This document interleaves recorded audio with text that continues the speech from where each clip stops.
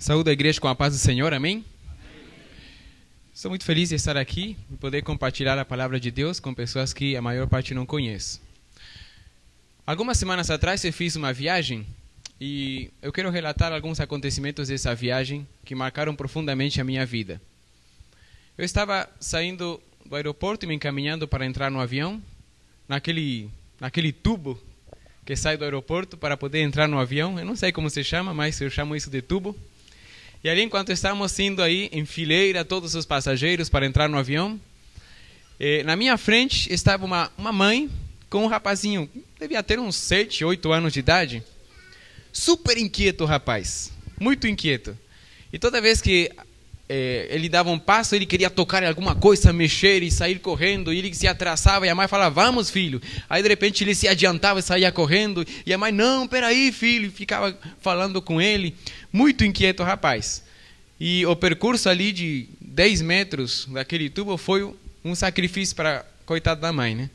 E finalmente quando chegamos na porta do avião, ali nos receberam com um sorriso, as meninas que estão na porta do avião. E ali então, quando a gente chegou ali, aconteceu algo interessante, eu estava bem atrás do rapaz, então eu presenciei tudo o que aconteceu. Quando o rapaz entrou no avião, ele viu que a porta da cabine do piloto estava um pouquinho aberta. E inquieto como ele era, ele aproveitou a oportunidade para poder fazer alguma coisa especial. Aí então ele, quando viu essa oportunidade semi-aberta ali, aí então ele começou a gritar, eu quero ver o piloto, eu quero ver o piloto, e começou a fazer escândalo e gritar, e começou a bater o pé. E aí a mãe disse, para filho, fica quietinho, vamos entrar logo. E ele disse, não, eu quero ver o piloto.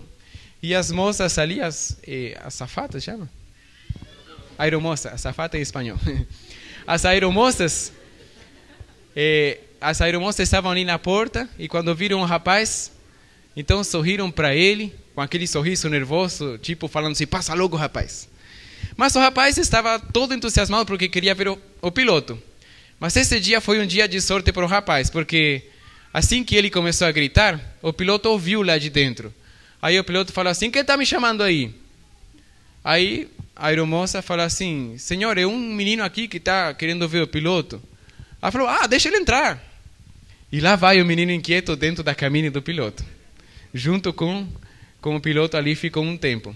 Aí eu não vi mais o que aconteceu, porque eu passei, continuei entrando, e todos os passageiros continuaram entrando, e demorou um tempão para o menino sair, de tal forma que todas as pessoas já se acomodaram, se sentaram nos seus lugares, e de repente então, quando já estava quase saindo o voo, abre-se a cabine do piloto e lá sai aquele menino.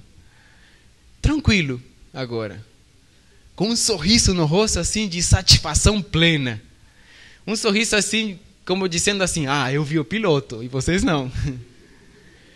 Mas era um sorriso de satisfação que chegava a contagiar de tão bom que era. Ele não saiu falando, não saiu gritando como ele tinha entrado. Mas ele saiu sem falar nada, apenas sorrindo e olhando para as pessoas enquanto ia caminhando devagar, como em câmera lenta. E enquanto ele ia passando pelas fileiras de bancos do avião, ele ia sorrindo para as pessoas e todo mundo sorria para ele também. E na mãozinha ele trazia um aviãozinho, que com certeza ele ganhou do piloto, um avião pequenininho. E ele olhava para o avião, olhava para as pessoas, eu vi o piloto, e essa emoção maravilhosa. E finalmente quando ele sentou do lado da mãe, aí ele ficou conversando. Eu não vi direito o que ele estava falando, mas com certeza estava falando sobre a sua experiência. E eu tenho certeza que durante semanas aquele rapaz contou para todos os amigos do bairro, da escola e da igreja aquela experiência que ele passou. E depois de ter presenciado esse momento especial com aquele menino, eu fiquei olhando para os demais passageiros sentados ali no avião. O avião já estava saindo. E eu fiquei olhando a expressão das demais pessoas, porque fiquei impactado com a expressão de satisfação, a expressão de alegria, de felicidade daquele menino. Aí eu olhei para as demais pessoas, os demais passageiros, e como de costume, alguns logo que sentam no avião, já encosta a cabeça e já consegue dormir, acostumado a viajar de avião. Outros já estão meio nervosos e ficam estralando os dedos, ficam olhando pela janela.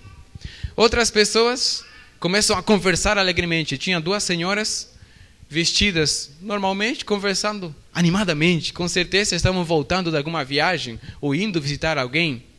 Tinha também ali um rapaz vestido de terno, com um notebook digitando nervosamente. Com certeza um executivo que estava à viagem de trabalho, tinha que apresentar uma reunião. E eu fiquei olhando, observando a fisionomia e a expressão de todas as pessoas naquela viagem, e nenhuma dessa fisionomia se comparava à expressão daquele rapaz. E sabem que nesse momento, fiquei com um pouquinho de inveja do rapaz. Um pouquinho de inveja de sentir também essa felicidade, essa alegria total e plena, de me sentir assim também. E eu descobri o seguinte, naquela viagem as pessoas estavam satisfeitas de ter uma boa viagem. É isso que todo mundo quer quando sobe no avião. Eu quero ter uma boa viagem, chegar ao destino, é isso que eu queria. Era poder fazer uma viagem, chegar a tempo, porque era uma sexta-feira, eu chegar a tempo para poder fazer a conferência naquela localidade, e pronto, para mim isso já bastava.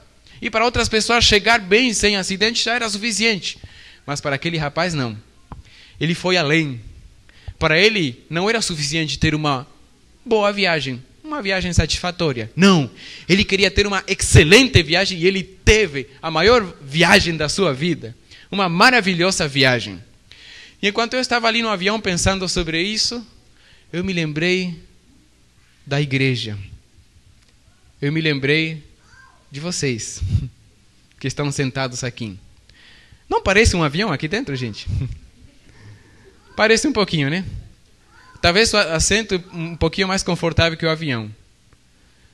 E talvez a gente não esteja tão juntos como no avião, que lá é bem apertadinho mesmo. Mas uma viagem de avião se parece muito com uma reunião como a que estamos tendo hoje à noite.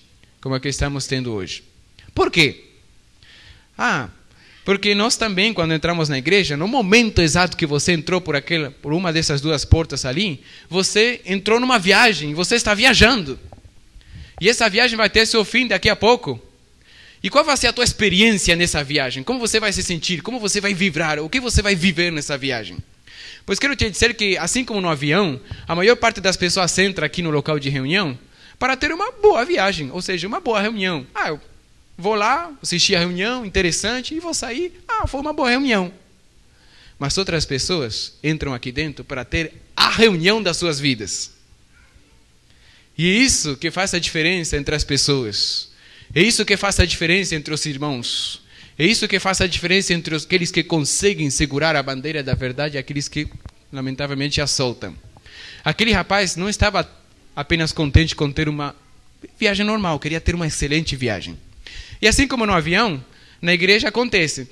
Tem pessoas que chega, senta e logo já dorme. Tem pessoas que vêm na igreja e não para de conversar com a pessoa do lado. O seguinte, na semana aconteceu isso, e fulano de tal. E começa a conversar animado, né? Mesma coisa do avião. Também tem outras pessoas que sobem e estão muito nervosos, porque de repente vão ter que participar, ou porque de repente a menina que gosta está sentada por aí e fica nervosa. Tem outras pessoas que estão igual aquele rapaz executivo. Só vem aqui de forma formal. Abre a Bíblia, abre o hinário, lê, canta e vai embora. Desse jeito, assim, formal, a reunião não atinge seu coração. Agora, assim como naquele avião aconteceu, há pessoas que vieram hoje à noite para encontrar-se com o piloto. E vocês sabem quem é o piloto dessa viagem, nessa reunião? Quem é que está dirigindo essa reunião? É Jesus, é o piloto da nossa viagem, dessa reunião. Ele é que dirige a reunião. Nesse momento não sou eu que estou dirigindo a reunião. Eu estou apenas servindo lanchinho para vocês, assim como faço o serviço de bordo do avião. Eu sirvo lanchinho para vocês. Aquele grupo de louvor que estava aqui cantando, eles são os comissários de bordo. Eu quase falei espanhol de novo. Eles são os comissários de bordo que estão servindo lanchinho para vocês. Essa é a nossa função. Somos apenas as moças e os rapazes que servimos o lanchinho, mas o verdadeiro piloto, o verdadeiro guia da nossa viagem, da nossa reunião, é Jesus. E há aqui nessa noite algumas pessoas que entraram aqui nesse local para poder ter uma boa viagem apenas, mas há pessoas que vieram para ter um encontro com o piloto, para ter um encontro com Jesus. Há pessoas que vieram nessa noite não apenas para ter mais uma reunião interessante, não.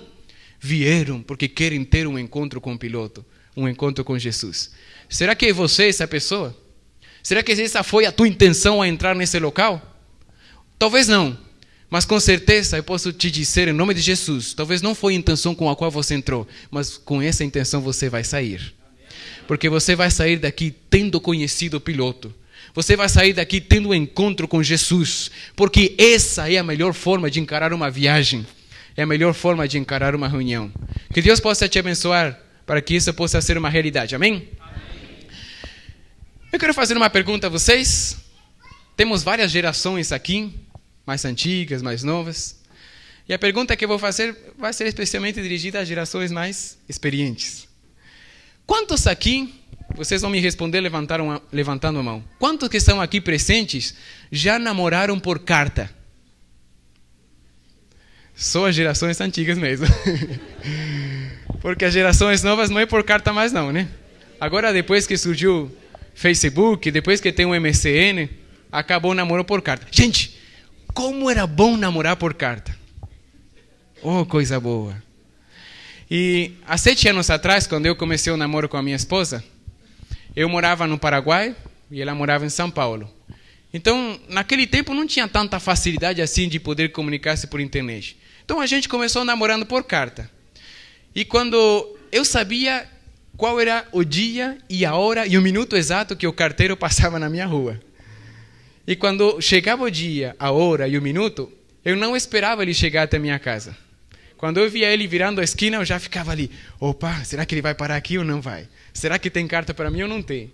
E quando ele chegava na frente da casa e puxava alguma coisa do bolso, aí eu, esse é meu. E geralmente quando ele fazia isso, era uma cartinha da minha namorada. Que momento especial.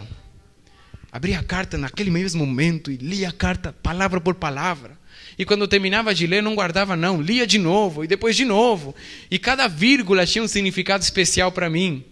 E depois que terminava de ler a carta, eu pegava e já escrevia a resposta, porque eu sabia que a minha resposta demoraria 1 semana para chegar nela. E depois 1 semana para a resposta dela chegar. É muito tempo.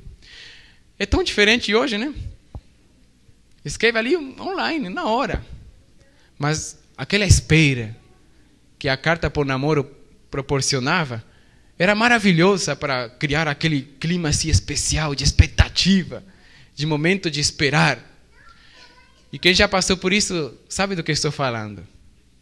Agora, muitas vezes, agora não vou falar apenas de carta no namoro, mas vou falar de bilhetinhos de amor, recadinhos de amor. Eu não vou pedir para vocês levantarem a mão quem já recebeu um bilhetinho assim, porque fica vergonhoso, né? Mas tenho certeza que quase todo mundo, não, todo mundo aqui já recebeu algum dia, de repente até na escola, em algum lugar, algum bilhetinho, uma frase assim, bem interessante de ler. Por exemplo, o amor é um sentimento maravilhoso e o que eu sinto por você é grande demais. Eu te amo de todo o meu coração. E assim por diante. Eu gostava de receber esses bilhetinhos da minha esposa e eu gostava de escrevê-los quando a gente namorava. Confesso que agora casado eu tenho descuidado um pouquinho. Mas era muito comum isso aí. Agora eu quero analisar com você o seguinte. Vamos analisar esses bilhetinhos românticos. Vamos analisá-los de forma teológica. Então veja só. O amor é um sentimento maravilhoso. Teologicamente falando, o amor é um sentimento maravilhoso. Vem cá. O amor é um sentimento? O que vocês acham, hein? O amor é um sentimento, sim ou não? Sim, não. Tem 2 opiniões. E é normal que tenha 2 opiniões, porque nós crescemos numa cultura em que o amor é um sentimento, lógico. Por quê? Porque a gente sente o amor. Tum, tum, tum. O amor é um sentimento. Mas há 2 opiniões aqui. Algumas acham que sim, outras acham que não. Então vamos tirar uma conclusão. Vamos usar a palavra de Deus e vamos tirar uma conclusão a esse respeito. Só que antes de a gente definir aqui, falar assim, seguinte, o amor é um sentimento sim, ou senão, não, o amor não é um sentimento. Antes disso, a gente tem que primeiro entender do que estamos falando. O que significa sentimento? O que significa amor? Vamos analisar primeiro isso, o que é um sentimento e o que é amor, para que depois a gente possa ver se há como relacioná-los. Então vamos começar pelo sentimento. O que é um sentimento? Bem, a própria palavra já fala. Eu não sei se gramaticalmente está certo o que vou falar, mas eu imagino assim. Para mim, a palavra sentimento é a mistura de 2 palavras. Sentir com mente. Os sentidos com a mente. Então, é uma reação, que agora assim, não é imaginação minha, mas é uma afirmação da ciência, os sentimentos se geram da seguinte forma. Nós começamos a ter um sentimento através dos sentidos, através de um dos 5 sentidos, olfato, paladar, gosto, tato, isso aí. Então, por exemplo, eu toco alguma coisa e isso aí que eu toco proporciona, desencadeia em mim uma reação nervosa e através dos nervos essa reação vai vir até meu cérebro.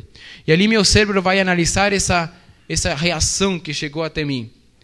E o cérebro então vai analisar essa reação e ele vai colocar ali numa partezinha do cérebro onde ele vai começar a relacionar essa reação que recebeu com acontecimentos do passado.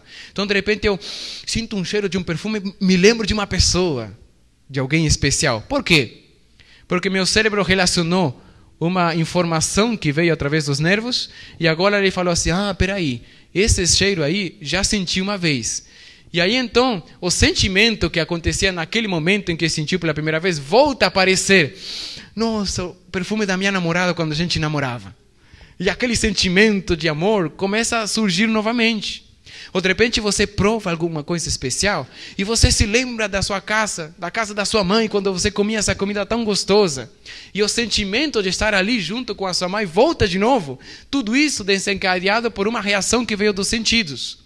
Então, o sentimento é uma reação física, uma reação química, uma reação orgânica, que vem a ser analisada pela mente e a mente acaba tomando conclusões de acordo com isso. É mais ou menos isso um sentimento. E é muito bom ter sentimentos. Agora a pergunta é, e o que é amor então? Vamos analisar agora o que é amor. Eu acredito que não existe uma definição melhor de amor do que aquela que está escrita na Bíblia. Em 1 João capítulo 4, verso 8. Quem não ama, não conhece a Deus. Porque Deus, essa é a melhor definição de amor que existe no mundo. Deus é amor. Então, o que é amor? Amor é a essência de Deus. Amor é o caráter de Deus. Amor é a maior expressão divina que existe para os seres humanos. E é interessante que o verso não fala assim, Deus tem amor. Mas ele fala assim, Deus é amor. Percebe a diferença? Uma coisa é ter amor, outra coisa é ser o amor. Então, nós seres humanos, nós podemos ter amor, mas nunca seremos o amor. Porque Deus é o amor. Ele não tem amor, não. Deus não tem amor. Deus é o amor. Na sua própria essência, Ele é o amor. Agora eu quero que vamos fazer uma combinação agora das definições de sentimento e de amor. Gente, dá para comparar algo tão sublime como é o caráter de Deus com reações físicas, orgânicas e químicas? Não dá. Não dá. Os sentimentos são maravilhosos, mas eles têm o seu lugar. Então, talvez você sempre pensou o contrário, mas eu quero que a partir dessa noite você comece a pensar desse jeito. O amor não é um sentimento. Não é. Agora, veja só.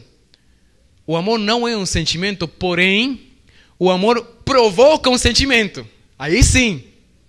O amor não é em si um sentimento, mas ele provoca uma catarata de sentimentos, um furacão de sentimentos.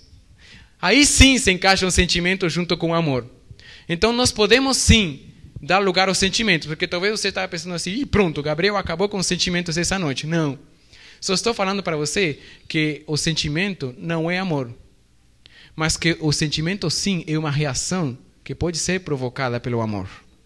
E quando nós amamos, sentimos isso. O sentimento de estar apaixonado, o sentimento de amar, é maravilhoso. É uma das sensações mais gostosas, mais agradáveis que o ser humano pode ter. É por isso que a palavra de Deus fala assim, no Espírito de Profecia, a Ciência do Bom Viver 3:5-8. É o amor um dom precioso que recebemos de Jesus. A afeição pura e santa não é um sentimento, mas princípio. O amor não é um sentimento, mas é um princípio. Os que são movidos pelo amor verdadeiro não são irrazoáveis nem cegos. E aqui que entra a questão de amor e paixão. São a mesma coisa? Não são. Bom, a maior parte coincide com isso. Amor e paixão não são a mesma coisa. Mas dá para relacionar amor e paixão? Será que se encontram em algum momento? Certa vez, um rapaz foi falar com um pastor, num encontro de jovens, num congresso. Falou assim, pastor, eu acho que estou amando o pastor.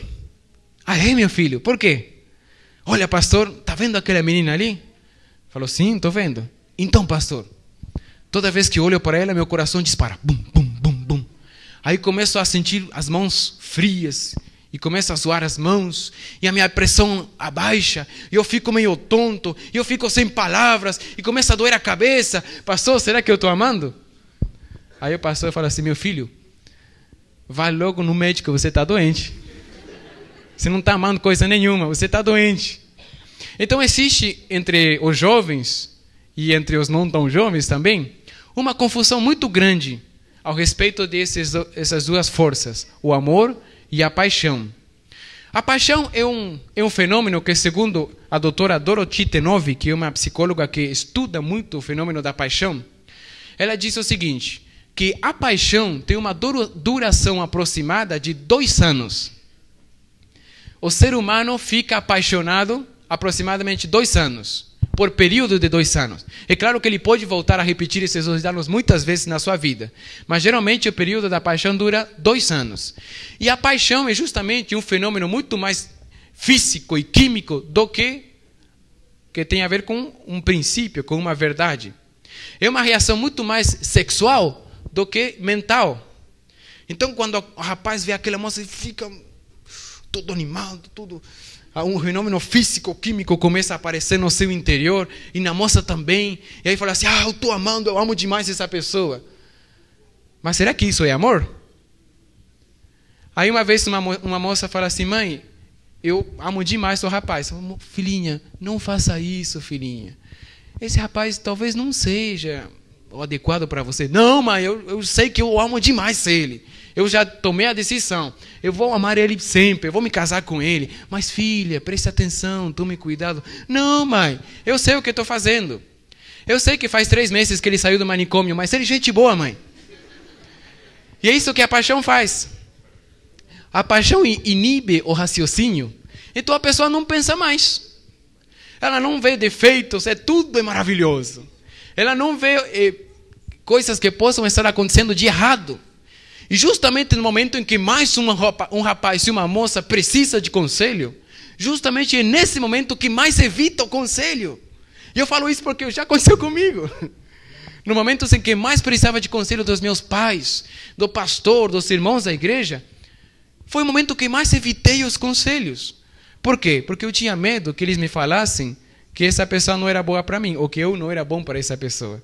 Eu tinha medo que eles me falassem assim, Gabriel, é o seguinte, vai com calma, não é assim não. Não, eu queria alguém que me falasse assim, vai logo, é isso mesmo. É isso que eu queria. Alguém que me botasse fogo. Mas as pessoas não faziam isso. Me davam conselhos sábios. E eu tinha raiva disso. E isso, sabem por quê? Isso é provocado pela paixão.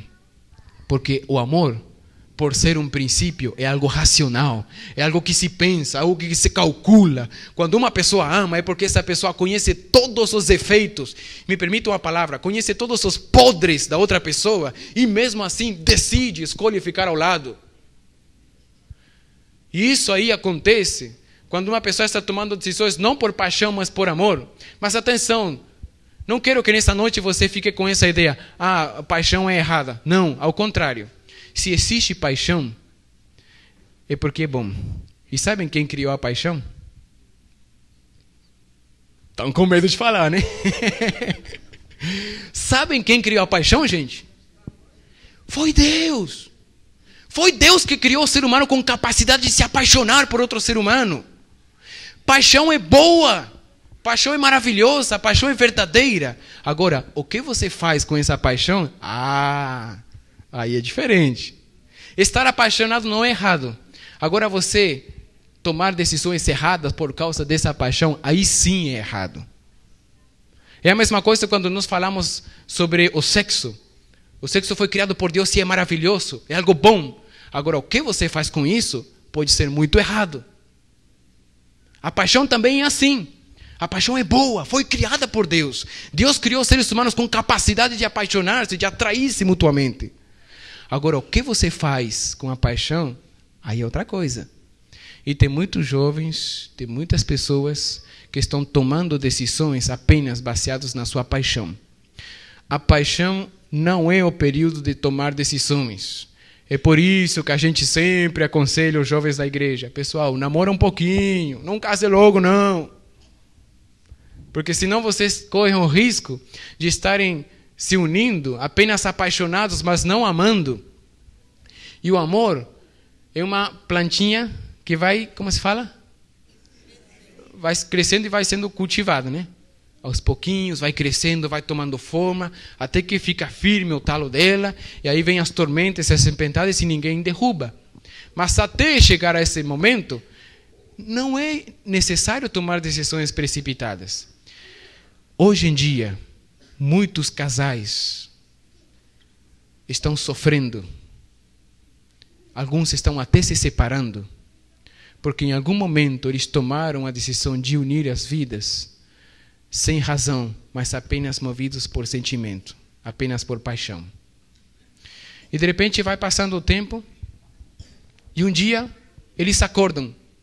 Um olha para o outro, já estão casados, e aí ele fala, ixi, onde eu fui amarrar meu burro? O que eu fiz? Onde eu estava com a cabeça? Quantas vezes acontece isso, gente? Quantos casados sofrem com isso? Porque eles não tiveram o tempo certo de raciocinar, de pensar, de tomar decisões. Porque o amor é um princípio, o amor é uma escolha. É quando eu decido fazer alguma coisa, sinta isso ou não, eu decido fazer isso. E muitos casais, que eles começam a se unem, se juntam, às vezes em casamento mesmo, movidos por sentimentos. Quando acaba o sentimento, também acho que é assim. De repente, um dia acorda, 3 anos de casados, aí olha para o outro, eu acho que eu não sinto mais nada por ela. Eu também não sinto mais nada por ele. Ah, então vamos nos separar. É assim, gente. Se trata do que você sente ou não sente? Não. É muito mais importante do teu sentimento. É escolha, é amor. Você escolheu ficar do lado de uma pessoa, vir o que vier. Não se trata de, eu acho que agora não estou gostando mais. Minha esposa mudou, não era igual antes, assim. Sei lá, diferente.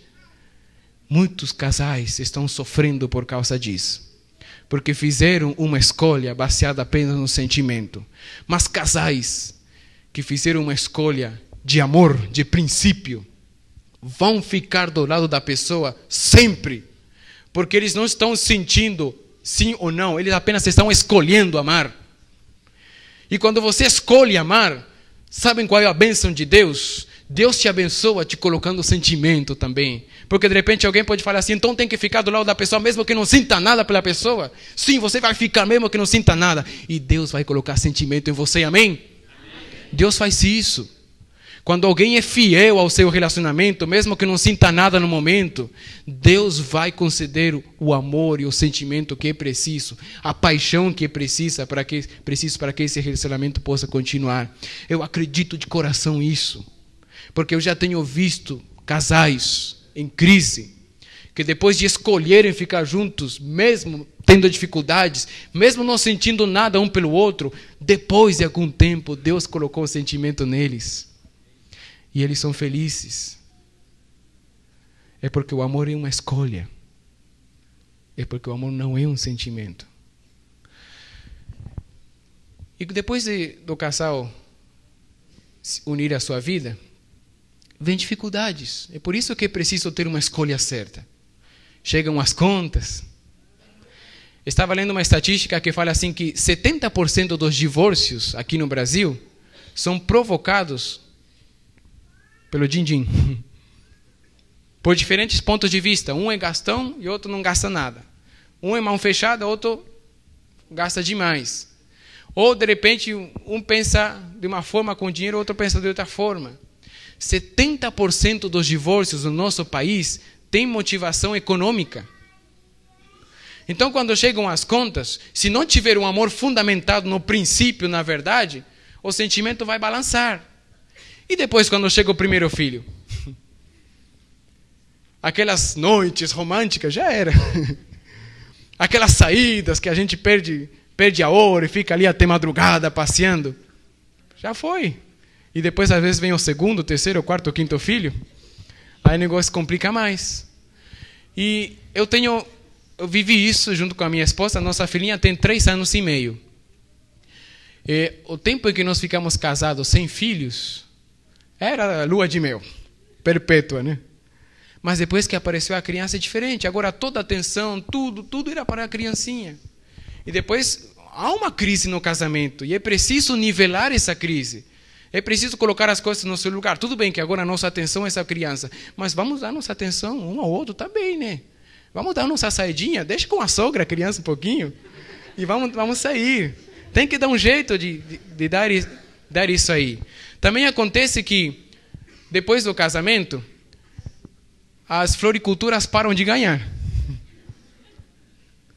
Porque o galã, o romântico, de repente esquece o jeito de... Ele não sabe mais onde fica a floricultura. Ele esquece mais o número para ligar, para mandar uma florzinha, esquece. Vai doer, mas eu vou te perguntar. Qual foi a última vez que você mandou flores para a tua esposa aí? Oi? Dia da Mulher? Parabéns, não faz muito não. Então, essas pequenas atenções, esses presentinhos, essas coisas vão morrendo. E agora vai doer para vocês, mulheres. Por que essa roupinha especial que você usava à noite está mofando aí no guarda-roupa, hein? Essas pequenas atenções que existiam no começo do casamento, de repente passa a virar rotina, a vida, e conta-se filho e pai. E se esquecem essas coisas que alimentavam a paixão no começo, que eram maravilhosas para criar um clima romântico.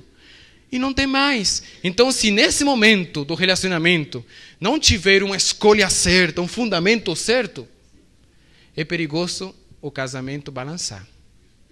Porque não tem mais aquelas coisinhas que tinha antes. E eu estou falando dessas questões, mas eu posso falar de questões muito mais profundas. Eu posso falar aqui de questões que interferem no casamento das pessoas e são traumas emocionais que a gente carrega desde criança. E talvez um dos fatores que mais tem provocado discussões nos casamentos, discussões entre pais e filhos, discussões nas famílias, são os traumas que todos nós carregamos desde quando éramos criança. Esses traumas nos prejudicam. Esses traumas impedem de poder abrir nosso coração e nos relacionar profundamente com outras pessoas. Estou falando de situações como de um rapazinho. Ele tinha uns 10 anos de idade, certo dia estava brincando com seus primos. E de repente ele um dia jogou uma pedra, brincando, e a pedra arrebentou a vidraça da cozinha. Aí chegou o pai, e em vez de dar uma bronca, como geralmente os pais fazem, ele ficou quieto. Não falou nada, nem olhou para o rapaz. Apenas foi lá, juntou os vidros e pegou aquela pedra e guardou a pedra. Alguns dias depois era Natal. Enquanto todos os primos, todos os amigos estavam recebendo seus presentes, abrindo as caixas e tinham carrinhos e tinham brinquedos muito bonitos, aquele rapaz abriu a sua caixa e dentro da caixa tinha o quê? A pedra que ele tinha jogado na vidraça. Isso aí machucou muito o coração daquele menino. Isso provocou uma ferida emocional muito grande. E todos nós carregamos feridas assim. Porque por mais maravilhosos que tenham sido nossos pais, por mais maravilhosa que tenha sido a sociedade que nos rodeou quando éramos crianças, mesmo assim todos cometeram erros.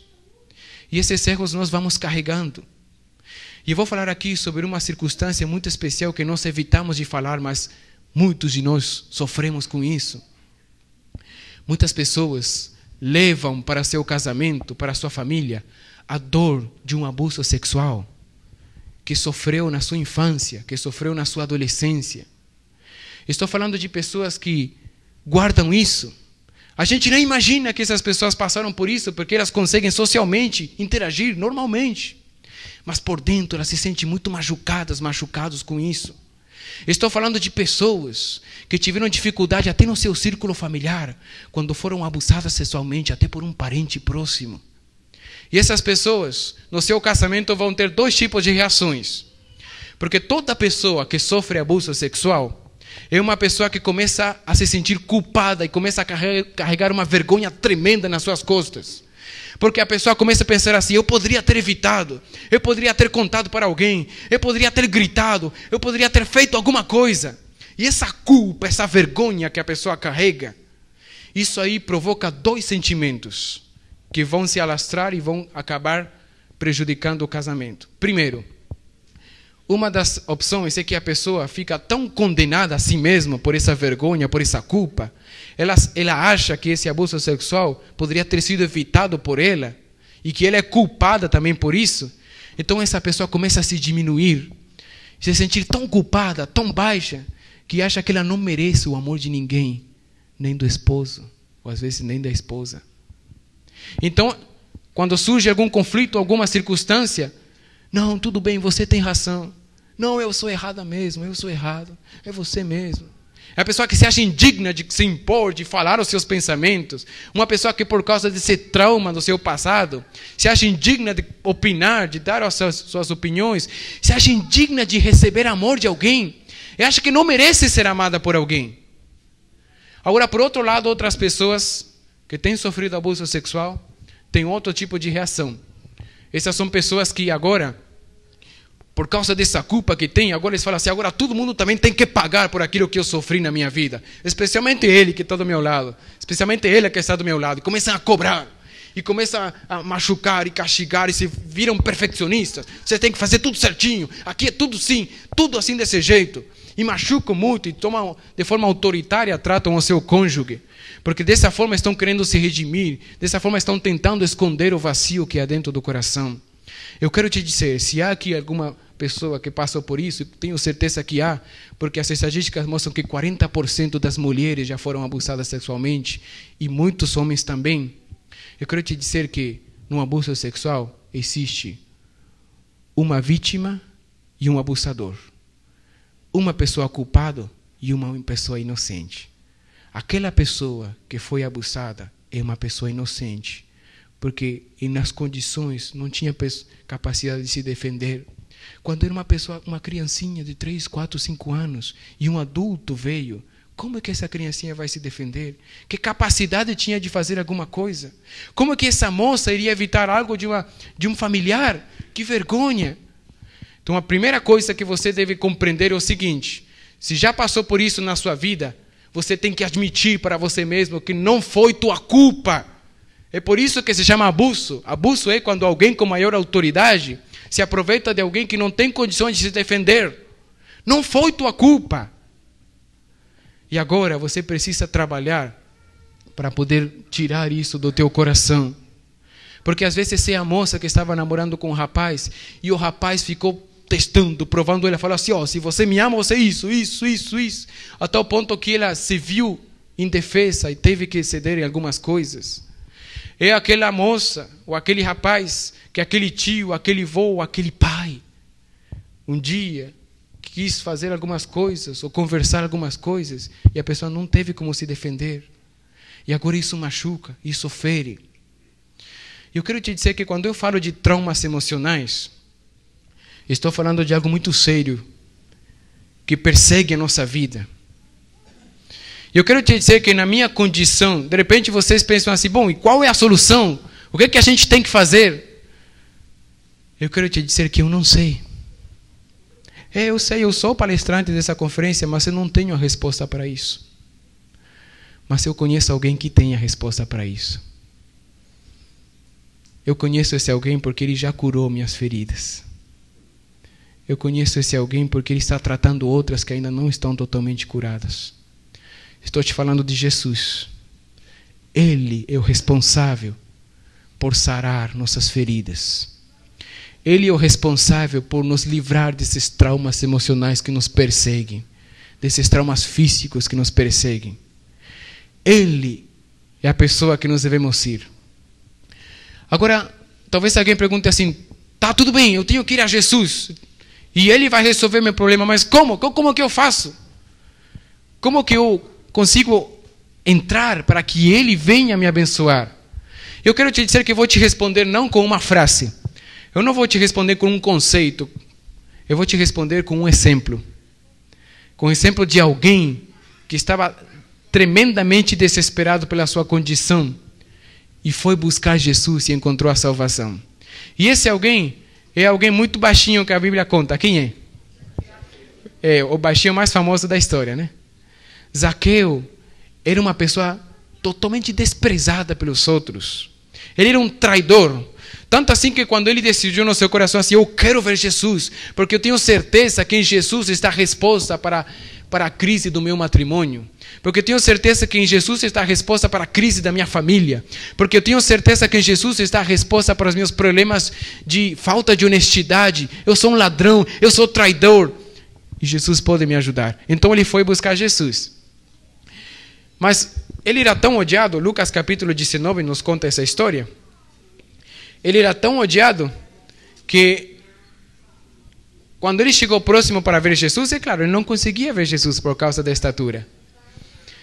E não tinha ninguém que pegasse ele e colocasse nos ombros para ver Jesus. Sabem por quê? Porque todos odiavam ele. Ninguém queria levantar Zaqueu. Então Zaqueu tomou uma decisão. Ele falou assim, não, Jesus é o que está precisando na minha vida. Eu quero ver Jesus. Eu quero ter um encontro com Jesus. Custe o que custar. Então ele decidiu subir numa árvore para fazer isso. Ele não se importou de rasgar e sujar seu terno armário e seus sapatos italianos.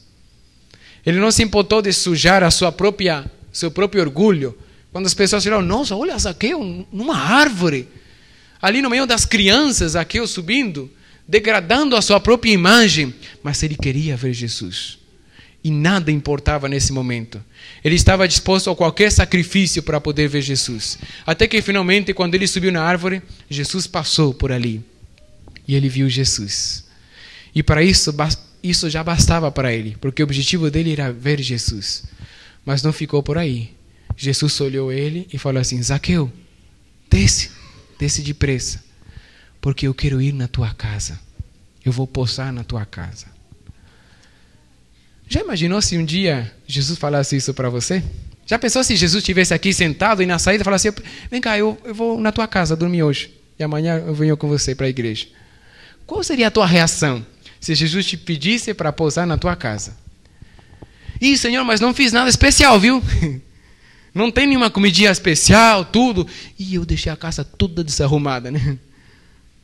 Então você fala assim, Senhor, o Senhor vai no carro aqui do meu amigo e eu vou na frente e o Senhor já vai com ele. Aí você vai falar comigo, segura aí Jesus um pouquinho enquanto eu dou uma ajeitada em casa. E quando Jesus chega na tua casa, Jesus é aquele hóspede que se sente à vontade. Jesus é aquele hóspede que chega, de repente na hora do almoço, e ele não fica lá no sofá conversando com os adultos, não. Ele vai lá na cozinha, e aí, precisa ajudar em uma coisa? E vai lavar alface com você? É isso, Jesus é esse aí. Ele tem confiança com as pessoas. Ele vai abrir a tua geladeira, ele vai abrir o teu armário e vai começar a mexer com as coisas. E se Jesus abrir a tua geladeira? Você vai ficar com vergonha? O teu armário? E de repente, como Jesus é aquele amigo de confiança, ele vai entrar no teu quarto. Ixi, e se ele abrir o guarda-roupa? Será que ele vai ficar contente? Ou você vai ficar envergonhado por alguma coisa? Jesus é perito em informática. Se ele sentar no teu computador, em 2 minutos ele vai saber toda a tua vida. Ele vai saber se você, homem casado, está conversando com mulheres casadas no bate-papo. Ele vai saber se você, mulher casada, está tendo algum relacionamento virtual.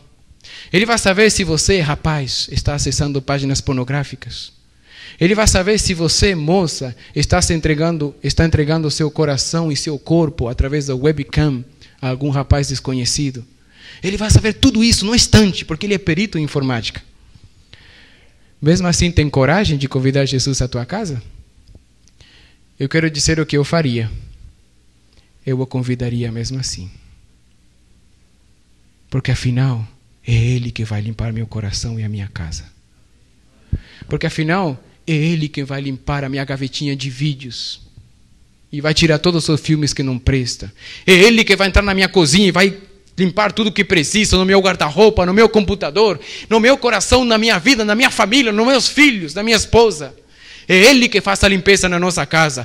Não hesite de convidar Jesus ao teu lar. Pode estar uma bagunça lá, mas afinal, Ele é perito em arrumar bagunças.